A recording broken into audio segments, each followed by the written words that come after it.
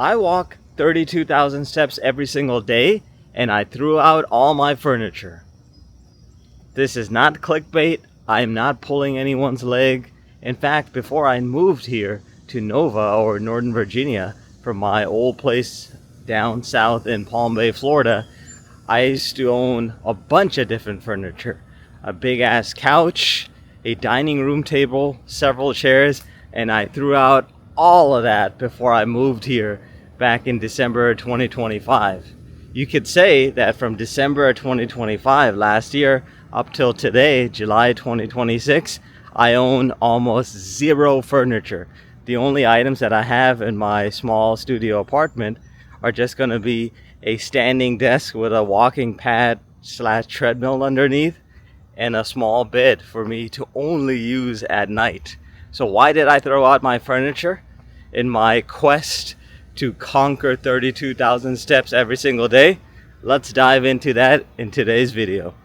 The first reason for throwing out all of my furniture and doing this so dramatically and so bluntly before I moved up here on the eastern coast of the United States was that I wanted to eliminate all stimuli. I wanted to eliminate anything in my apartment, in my immediate surroundings, that would give me the permission to sit down at any point in the day, because sitting down would just take away valuable steps that I needed in order to climb over 30,000 steps a day. When I was walking over 10,000 steps or even 22,000 steps a day, I had the luxury of sitting down to eat my meals.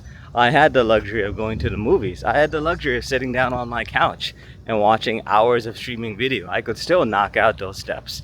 But once you cross into the 30,000 step category, every minute, every half hour, and in the case of watching most of the streaming video services or even snacking or having these long drawn out meals, every hour counts. So as a result, I got rid of my couch because I was spending a lot of time on that couch just binge watching TV. I got rid of my dining room table because every time I had a meal, I felt obligated to sit my butt down and eat my meals.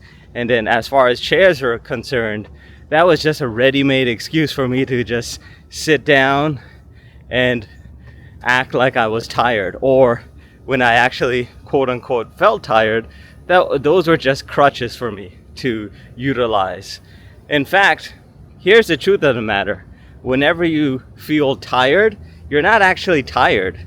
You're either, and more than likely, you're severely deficient in sleep. So you got to fix your sleep habits first. That's number one. Number two, even after you fix your sleep, if you still feel tired, you're probably bored. In that case, you're not doing anything productive. You're just consuming. In that case, you need to be doing more producer-led activities like journaling, like creating videos, maybe launching your own channel, social media, building your personal brand. Or you might be dehydrated. That's probably more common, especially in the summertime. So if you're dehydrated, you got to drink more water, at least a gallon of water a day. What I typically do is I eat 4 times a day. So as a result, I make sure that I drink at least 1 pint of water before and 1 pint of water after each meal. That ensures that I drink exactly 8 pints of water a day, which is equivalent to 1 gallon of water a day.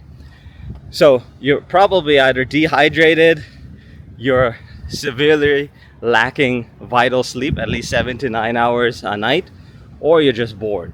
So those are the only reasons for you to be tired. So you have no reason to be tired, and therefore you have no reason to be sitting down at any point in the day.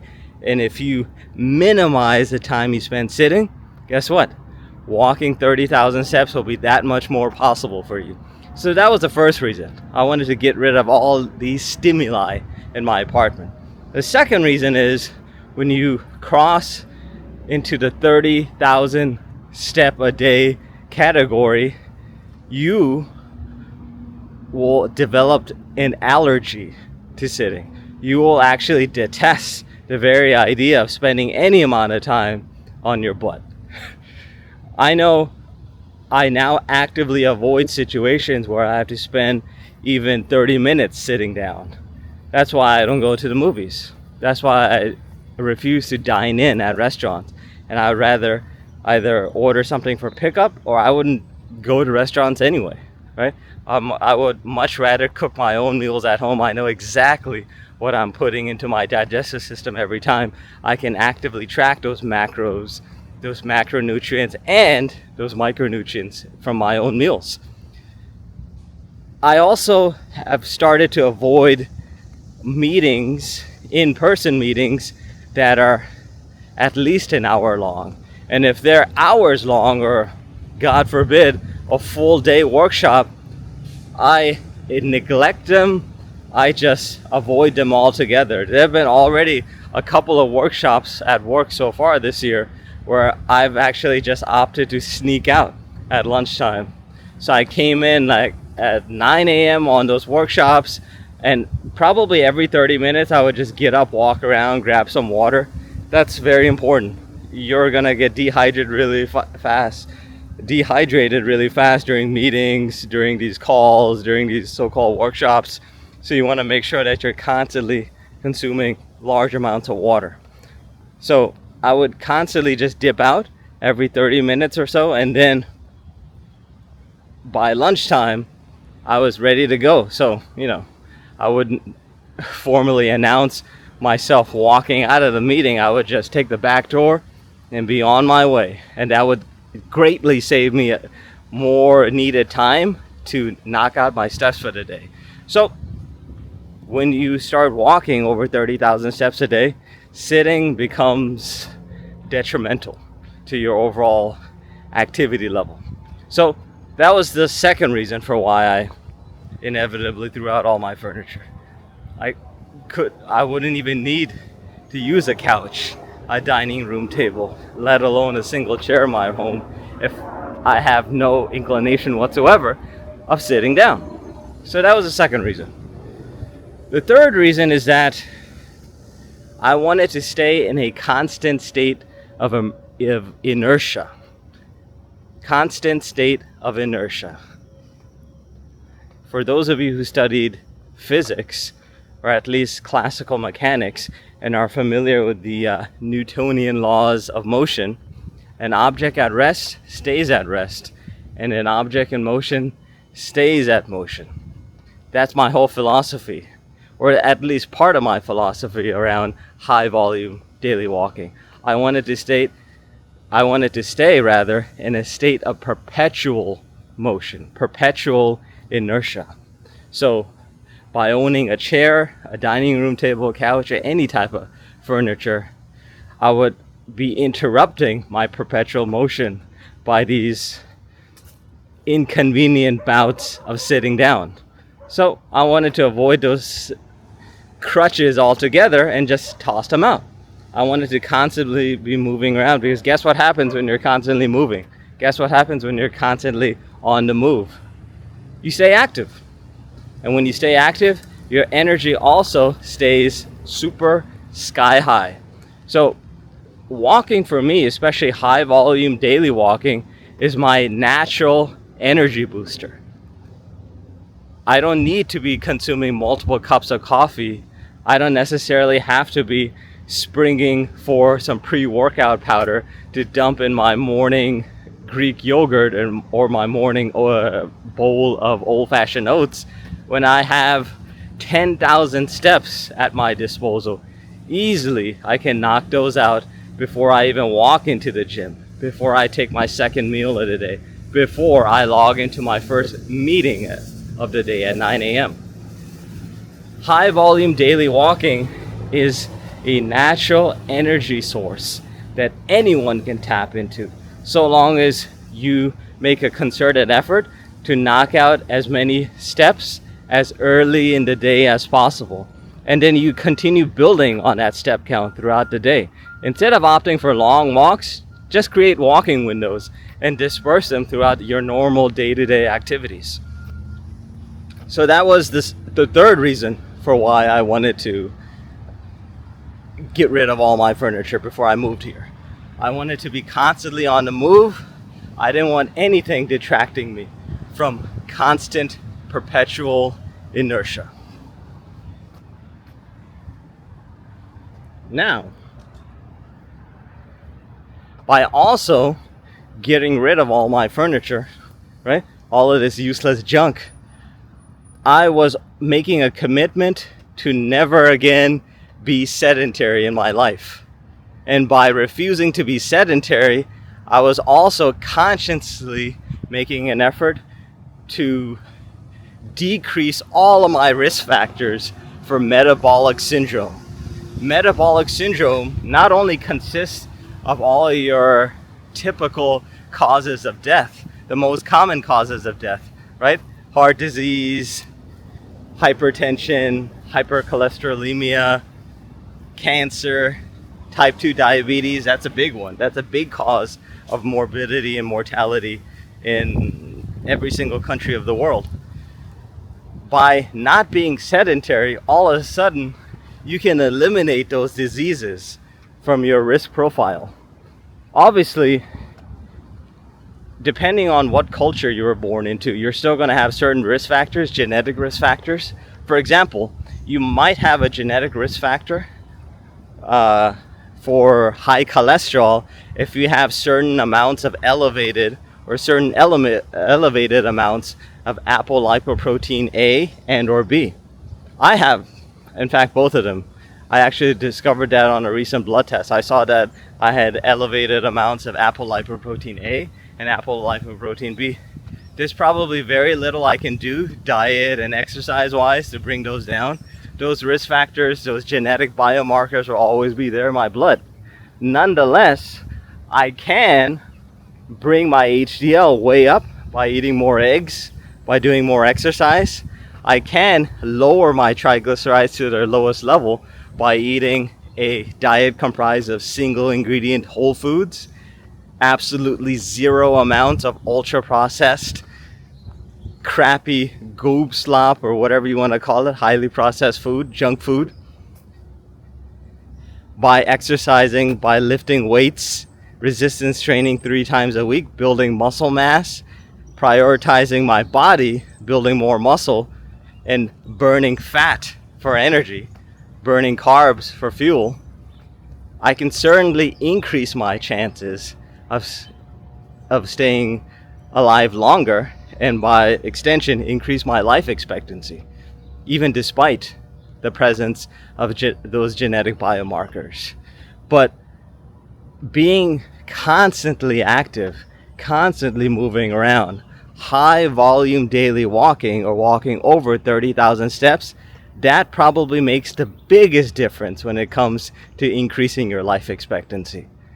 Walking just 16,000 steps a day increases your life expectancy by at least 11 years over people who walk less than 8,000 or even less than an hour a day, aka 6,000 steps a day.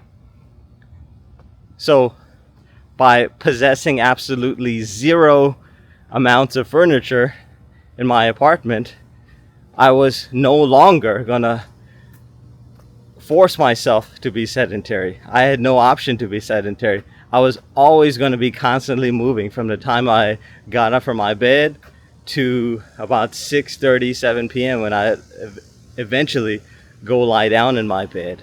And by the way, by also opting for a less comfortable, smaller size bed, I would make sure that that bed was only designed for sleeping at night, not for naps during the day, not for me to sit down and take a load off my feet at any point in the day, because every single minute in my day counts for constantly increasing and progressively overloading my step count.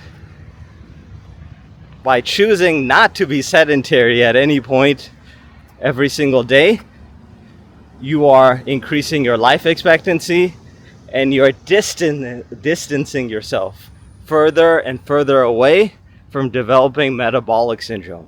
Remember, diabetes doesn't run in your family. Your family has diabetes because no one runs in your family. I think I got that from Luther Versulian. I don't know if I pronounced his name, but I think YouTube handle is LV Fitness. So he says that a lot. Basically, these metabolic syndrome disorders like diabetes, hypertension, cancer are not necessarily genetic, but they're born from genetic eating habits, from unfortunately lack of exercise habits that have been passed down from generation to generation. So that was the fourth reason for why I ended up throwing out all my furniture, taking that shit and just chucking it in the dumpster. I think I just contacted one of those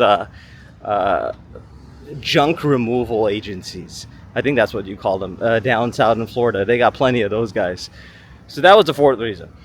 And then the last reason for why I had no use whatsoever for any of this furniture, all I needed in my apartment here was just a standing desk and treadmill and a small ass bed, was that the less I own, the more I own of my life, the more control I have in my life. Unfortunately, the more things we have in our life, the more those things own us.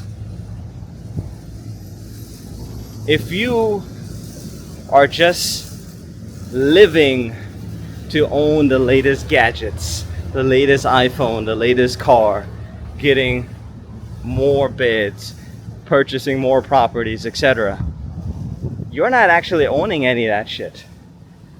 That shit is owning you. It's owning your time, attention. It's probably plunging you deeper and deeper into debt. That's probably why most people are living paycheck to paycheck, because they own so many things, right?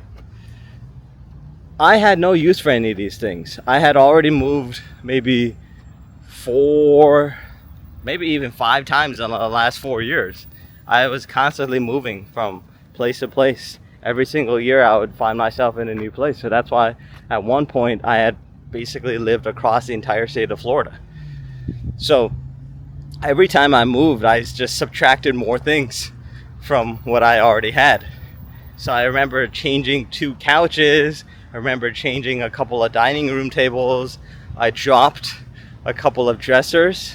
Definitely dropped a bunch of kitchen sets. I barely own any kitchen utensils, despite the fact that I cook all my meals at home, because I realized I didn't need any of that shit. And I also realized that I was not going to commit myself to living anywhere long term. Even this place, while it's nice and comfy and, you know, pretty safe, very walkable, I don't see myself staying here for probably more than a year, max 2 years. So as a result, the less things I own, the easier it'll be also for me to just pack up and move out at a moment's notice. And then another goal, which I'll talk about in a future video, is FIRE. Financial independence, retire early. I'm also an ardent follower and disciple of that movement of FIRE.